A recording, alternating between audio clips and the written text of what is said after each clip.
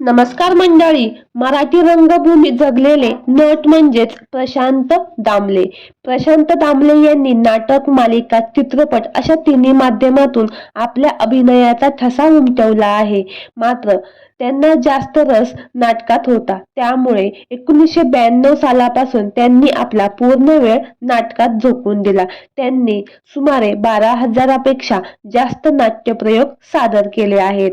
नाटकातील नटसम्राट म्हणून त्यांना ओळखले जाते. मात्र आज या नटसम्राटावर खूप मोठा दुःखाचा डोंगर कोसळला आहे. तर काय आहे संपूर्ण माहिती जाणून घेऊ.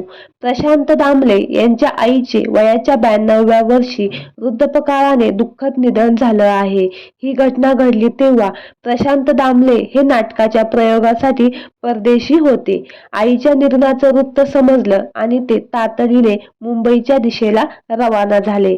प्रशांत दामले हे त्यांच्या एका लग्नाची पुढची गोष्ट या नाटकाच्या दौऱ्यासाठी अमेरिकेला गेले होते. या नाटकातून जो काही पैसे मिळणार होते ते शैक्षणिक निधीसाठी ते देणार होते. आईची बातमी समजताच ते मायदेशी परतले.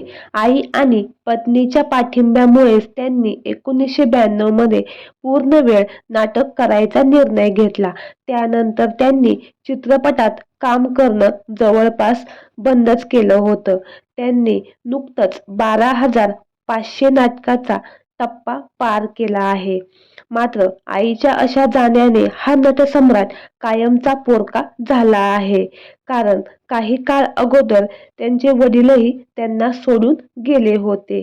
तर मंडळी, मराठीतील 90चे दशक गाजवणारे ज्येष्ठ दिग्गज कलाकार प्रशांत दामले यांच्या आई आणि वडिलास भावपूर्ण श्रद्धांजली. धन्यवाद.